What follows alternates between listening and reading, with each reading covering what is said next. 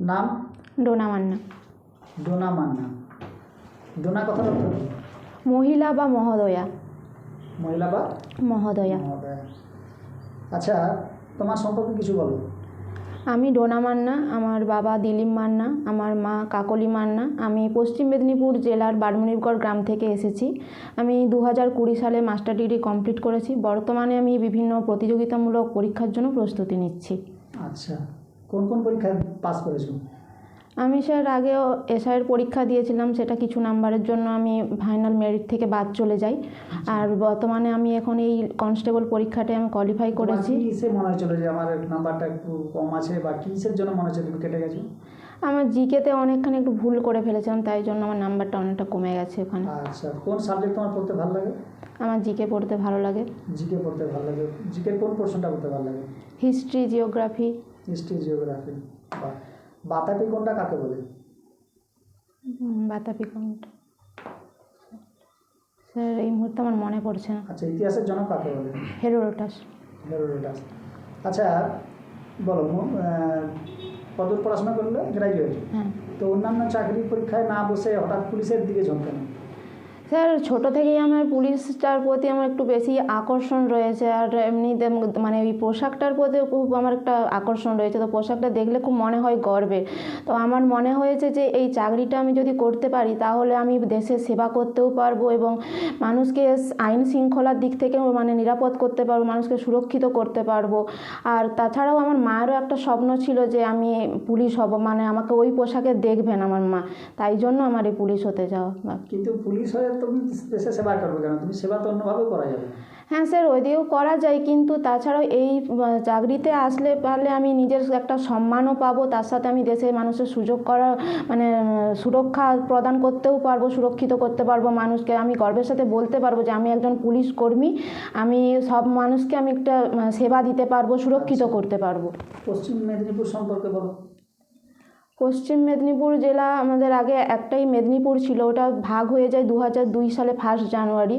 তারপরে পশ্চিম মেদিনীপুর থেকে আবার ঝাড়গ্রাম ভাগ হয়ে যায় আরেকটি জেলা হিসাবে, সেটি 2017 সালে ভাগ হয়ে যায়। পশ্চিম মেদিনীপুরে বিভিন্ন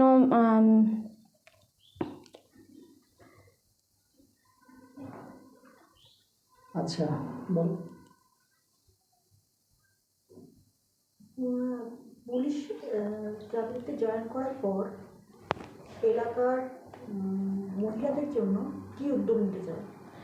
মহিলারা সবার আগেই আমি উদ্যোগ নেব সমস্ত মেয়েরা বা মা বোনেরা যাতে সুরক্ষিত থাকে, সেই জন্য আমি মেয়েদের জন্য মানে যাতে তারা সুরক্ষিত থাকে বা রাত্রে যাতে বেরোতে পারে। যে আমাদের গ্রামে কি হয়, গ্রামে হয়ে থাকে যে সন্ধ্যে 7টা বা 6টার পরে আমাদের একটা ভয়ে বাড়ির লোকেরাও বেরোতে দেয় না বা মেয়েরাও বেরোতে পারে না। তো সেই জন্য তাদেরকে ওই কোনো কিছু ক্যারাটে এইসব কিছু শেখার জন্য আমি একটা স্কুল খুলতে চাই, বা কোনো তাদের জন্য একটা ভালো কিছু করতে চাই যাতে তারা নিরাপদ থাকে বা তারা বাড়িতে মানে বাড়ির থেকে। এটা চাকরি করা পাবে বলে বলছো না মন থেকে বলছো? কারণ আমাদের এর আগে যাদেরকে ইনফরমেশন তারা একই কথা বলছে, অথচ এর আগে যারা সার্ভিস পেয়েছে কেউ কিন্তু কোনো পাড়ায় কিছু করেনি। না স্যার, আমি এটা মন থেকেই বলছি যে আমি এটা করব আমাদের, কারণ আমরা মেয়েরা অনেকটা পিছিয়ে তোমার যদি মনে এরকম চিন্তা ভাবনা থাকে তাহলে তুমি নিশ্চয়ই যখন এত বড় হয়েছো পাড়া বা সমাজের জন্য কোনো কিছু যোগদান নিশ্চয়ই করেছো কাজে, ভালো কাজে। কি কাজে ভালো কাজে লেগেছে? ভালো কাজে বলতে ওই আমাদের যখন গ্রামে যখন কোনো মানে বাচ্চাদের নিয়ে যখন কোনো অনুষ্ঠান হয়, সাংস্কৃতিক প্রতিযোগিতা, এইসবে যোগদান করেছি, আর সেরকম কিছুতে। এসবে যোগদান করে তুমি কি মানে তাদের কি উপকার করেছো? মানে তুমি যোগদান করেছো, খেলেছো, কিন্তু নিশ্চয়ই পাড়ার সঙ্গে তুমি পুলিশ হয়েই করবে, তার আগে করলেনি কেন? তার আগে তো তুমি চাকরি না পেয়ে তো ছোটো ছোটো কাজ করা যায় পাড়ার ছেলেমেয়েদের জন্য। না স্যার, ওই সমস্ত করার জন্য তো একটা আর্থিকভাবে সবলতা দরকার, তো আমার এই মুহূর্তে তো আমার সেই রকম সবলতা নেই। ছোটা দৌড়া খেলাধুলার জন্য কি পয়সা দরকার হয়? না, ছোটা দৌড়া খেলাধুলার জন্য প্রয়োজন হয় না, কিন্তু আমি যদি একটা কোনো ধরুন ক্যারাটের জন্যই আমি একটা যদি স্কুল খুলতে চাই তো। ক্যারাটেই শিখাবে? হ্যাঁ, যদি আমি শেখাতে। ক্যারাটে কথার অর্থ কি? জানা নেই আমার স্যার, আমার স্যার এই মুহূর্তে মনে পড়েছে না। তোমার সাবজেক্ট কি? সংস্কৃত। আচ্ছা, সংস্কৃত, ঠিক আছে। আচ্ছা, বলো তো আমাদের সাবজেক্টটা শ্লোক বলো তো। কিরাতার জুনিয়ম কার লেখা? তার জন্য ভারবীর লেখা। কিরাতার জুনিয়মের একটি শ্লোক বল। স্যার ম্যাম কিরাতার্জুনিয়ম এসব আমার মানে বিষয়টা নিয়ে তো অনেক দিন আমি পড়াশুনো বা চর্চা করিনি, যেহেতু আমি প্রতিযোগিতামূলক পরীক্ষার জন্য প্রস্তুতি নিচ্ছি, তো অনেক দিন আমি নিজের সাবজেক্ট পড়া ছেড়ে দিয়েছি। তো আমি পড়াশোনা ছাড়া আর কি তোমার কি ভালো লাগে? আমার ভালো লাগে বলতে আমি ঘর গোছাতে ভালোবাসি, যখন ফাঁকা পাই ঘর গোছাই, আবার মানে ফেলে দেওয়া পুরনো জিনিসপত্র নিয়ে আমি মানে নতুন জিনিস তৈরি করতে খুব ভালোবাসি। খেলাধুলো, গান? না, ওইসব আমার কোনো কিছু নেই। আচ্ছা, ঘর পরিষ্কার করার জন্য ধরো ধরো তোমার বাড়িতে টাইলস আছে, তাহলে টাইলস পরিষ্কার পরিচ্ছন্ন রাখার জন্য মানে কি ব্যবহার করা উচিত? জানা নেই স্যার। মহাভারতে কতগুলি পর্ব আছে? আমার তো 18টি পর্ব আছে। কতগুলো শ্লোক আছে? 1 লক্ষ। 1 লক্ষ শ্লোক। আচ্ছা, ধরো তুমি কোনো জায়গায় ডিউটি গেছো, তো তোমরা দেখলে তুমি একা আছো আর 3জন ছেলে আছে। তো ছেলে পুলিশ তোমাকে উত্ত্যক্ত, কিছু একটা ছেলে 2-1টা কনস্টেবলই সে উত্ত্যক্ত করার চেষ্টা করছে, তোমার সঙ্গে খারাপ ব্যবহার করছে, তাহলে সেখানে সেই পরিস্থিতিতে তুমি কী করবে? নিজেকে শান্ত রেখে পরিস্থিতিটাকে সামলানোর আমি চেষ্টা করব, যাতে আমি তাদের কথায় কোনো রকম উদ্ধত না হয়ে যাই, এটাই চেষ্টা করব আমি। তো সে তোমাকে তো ডিস্টার্ব করবেই, তুমি এতেই শান্ত হয়ে যাবে? না, নিজেকে যতটা পারবো আগে নিজেকে শান্ত রাখার চেষ্টা করবো, যাতে তাদের কথায় আমি যেন কোনো ঊর্ধ্বত না করতে পারি, বা যদি সেরকমই মনে হয় আমার যত চুপচাপ থাকবে তো তত তারা পেয়ে বসবে, তাহলে তোমার এখানে আর কোনো কিছু করণীয় ছিল না? না, আমার করণীয় বলতে স্যার, যদি তাতেও যদি না কোনো কিছু হয়, আমার যে ঊর্ধ্বতন কর্তৃপক্ষ আছে আমি তাকে জানানোর চেষ্টা করব। এখন আমি বলার পর বলছি। আচ্ছা,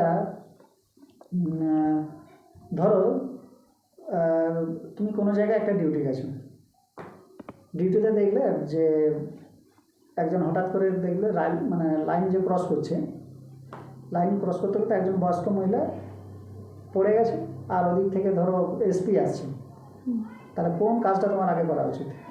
আমি অবশ্যই আগে ওই যে মহিলাটা পড়ে গিয়েছেন ওনাকে আমি আগে তুলে যথাযথ জায়গায় নিয়ে গিয়ে বসাবো। কিন্তু এসপি যদি তোমাকে মানে ধমক দেয় তখন কী করবে?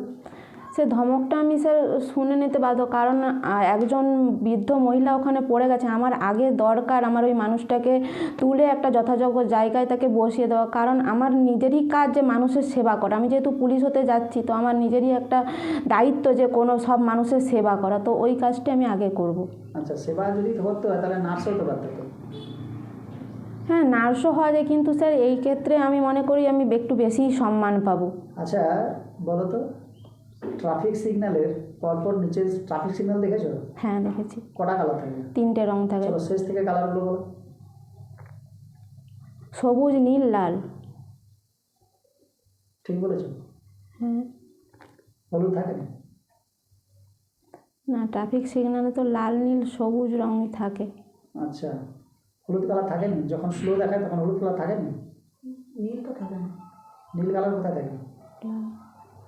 লাল, হলুদ, সবুজ, এই 3টে রং থাকে। তাহলে তুমি বলছো থাকেনি? থাকে। আচ্ছা, হলুদ বলো তো, রেড কালারটা কিসের প্রতীক, বা রেড কালারটা কেন ব্যবহার করা হয়? উপরেই কেন রেড কালার দেওয়া হলো? জানা নেই স্যার।